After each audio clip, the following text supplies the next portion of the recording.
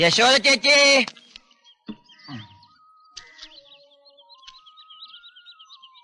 ഒരു ചായ. യശോദ ചേച്ചി. അമ്മ ഇവിടെ ഇല്ല. എവിടെ പോയതാ? കൊലയ്ക്ക് പോയതാ. കൊല നടത്താനോ? കൊല നടത്താനല്ല, ടൗണിൽ വാഴക്കൊല വാങ്ങാൻ പോയതാ. ഓ അതാണോ? ഞാൻ കരുതി ഭാരതി, ജയഭാരതി. ഇവിടെ വേണ്ട വേണ്ട, ദേ കട തുറന്നിരിക്കാം, അമ്മ ഇപ്പൊ വരും. കൊറേ നേരത്തേക്ക് ആ തള്ളയുടെ കാര്യം പറഞ്ഞ മൂട് കളയല്ലേ. എന്റെ ജയഭാരതി കുട്ടിയല്ലേ, പ്ലീസ് ഇവിടെ വന്നിരിക്കും.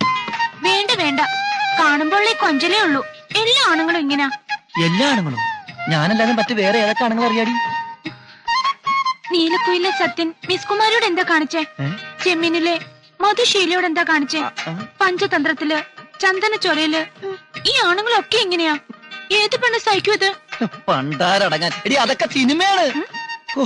ഇവക്ക് ജയഭാരതി എന്ന് പേരിട്ട് ആ തന്തേൻ എന്റെ കയ്യിൽ കിട്ടിയിരുന്നെങ്കിൽ. എന്റെ തന്തയ്ക്ക് പറഞ്ഞാലുണ്ടല്ലോ, ഈ പശുവിനെയും കാളനെയും ഒക്കെ മോഷ്ടിക്കുന്ന നേരം കൊണ്ട് എന്നെ ഒന്ന് മോഷ്ടിച്ചോണ്ട് പൊയ്ക്കോടെ രമണേട്ടന്. പോകൂടി പോകും. തച്ചോളി ഒതലിലെ സത്യനെ പോലെ,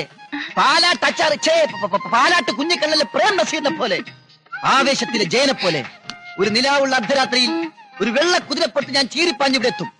എന്നിട്ട് എലിപ്പാഷാണവും ചിറ്റന്റെ ഈ സമാസമം ചേർത്ത മിശ്രിതം ഉറങ്ങിക്കിടക്കുന്ന എന്റെ തള്ളയുണ്ടല്ലോ പൂതന, അവരുടെ വായിൽ ഒഴിച്ചു കൊടുത്തിട്ട് ഞാൻ വഴിയാക്കി കിടത്തും. എന്നിട്ട് നിന്നെയും കട്ട കട്ടകാശത്തോടുകൂടി ഈ രമണനൊരു പോക്കുണ്ട്.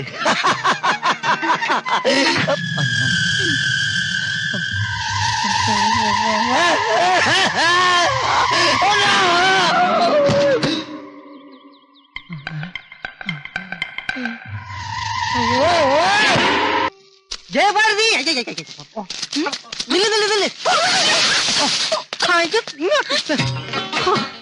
എത്ര നേരമായി ഞാൻ വിളിച്ചു പോയിക്കൊണ്ട് ഓടുന്നു അറിയാമോ?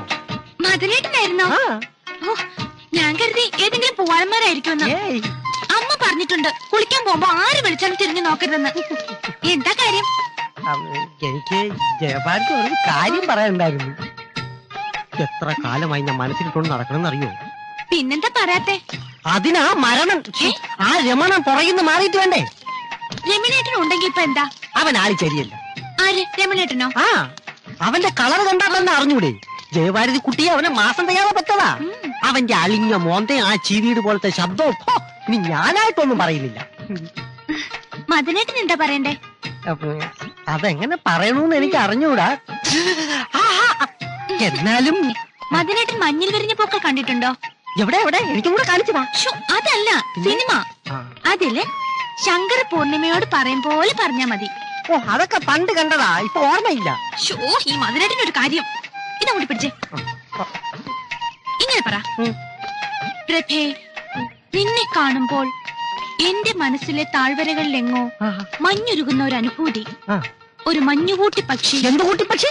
അതാ സിനിമയിൽ ഒരു പക്ഷിയാ. ഒരു മഞ്ഞുകൂട്ടി പക്ഷി പറന്നണയുന്ന പോലെ ഇങ്ങനെ പറഞ്ഞാ മതി. പറ മതിനേട്ടാ.